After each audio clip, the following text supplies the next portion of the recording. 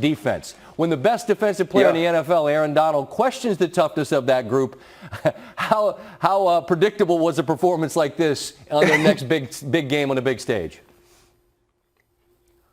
Listen, it's very predictable when your star defensive lineman says you were soft, but it showed up in the fourth quarter and it showed up in big moments in both the run and the pass. You're going to see a big run in the third quarter where they need it. This is 4th and 1. They're going to go down and around and give the toss to Cordero Patterson. They understood what was coming. You're going to have Jalen Ramsey attack from the outside. Troy Hill understand his leverage as well.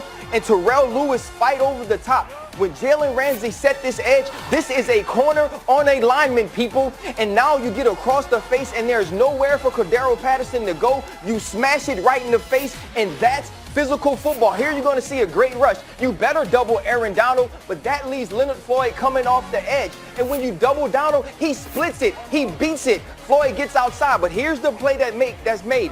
Outside, the linebacker bumps the running back, and when he does that, the tackle looks back inside. So as he's flushed, the linebacker sacks him. This is what the Rams did. The Rams understood how they would be attacked, and they were more physical than the Chicago Bears, just like their leader said they needed to be. This is one of the best teams in the NFC, and we have to start acknowledging it.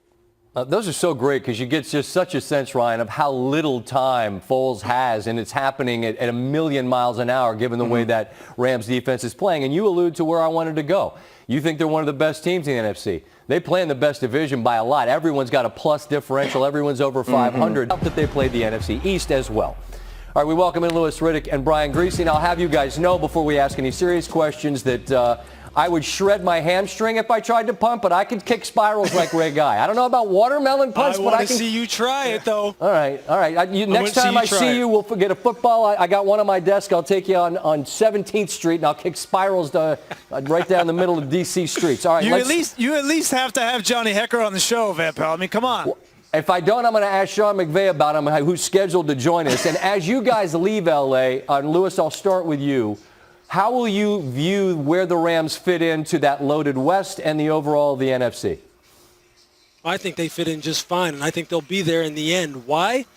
Because they established their identity tonight, and Sean McVay made it a point to us that that's what he wanted to do. He hated how this team played last week against the San Francisco 49ers. The players hated how they played, so he said, there's one thing we're going to do. We're going to find out if we can run the football and really just man up and push people off the line of scrimmage. We're going to find out something about Chicago Bears, too, particularly on defense. I think some of those questions were answered tonight, and it's looking good for them moving on down the road.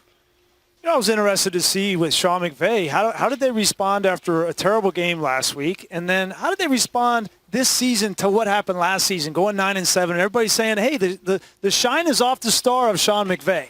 Well, he came out today. He had a game plan. He knew exactly what he wanted to do, and they executed on it. And listen, they lost half of that team from the 2018 Super Bowl. They're not here anymore. There's no more Marcus Peters, Aqib Talib. They have found a new defensive coordinator, Brandon Staley, and they're playing well and together on the defensive side. That's why I think they're going to be there at the end in the NFC West. Brian, I think that Chicago came in with some questions about the record. Look, I often joke that Detroit and Atlanta invent ways to lose, and they did against Chicago. So there were questions about how they'd stack up against this Rams defense. And the offensive limitations in this game for the Bears obviously has part to do with who they played against, but maybe part of it has to do with who they are. And I was interested in some of the comments you made on the telecast about Foles and play calls and the ability or inability to even try to get those off. How stifled is that offense, do you think? You know, Scott, it's really disheartening as a quarterback when a play call comes in and you know maybe it's a 5 or a 7-step drop, and you know that once you get back to your 5th step or your 7th step, you don't even have time to take a hitch to get rid of the football. And, yeah, you might want to push the ball down the field. You might want to throw a 20-yard out. But in Nick Foles' mind, he gets back to his 5th step, and he takes the check down right away because he knows that they don't have the protection up front. Now, part of it is scheme, but a big part of it is personnel. They've had injuries on the offensive line, but we've seen other teams when they have injuries on the offensive line, like Dallas, right, or like Philadelphia, they struggle as well, and the Bears are having the same kind of problem. Look, these are the kind of problems you can't really fix during the regular season. So we're going to be talking about them all year long because you can't make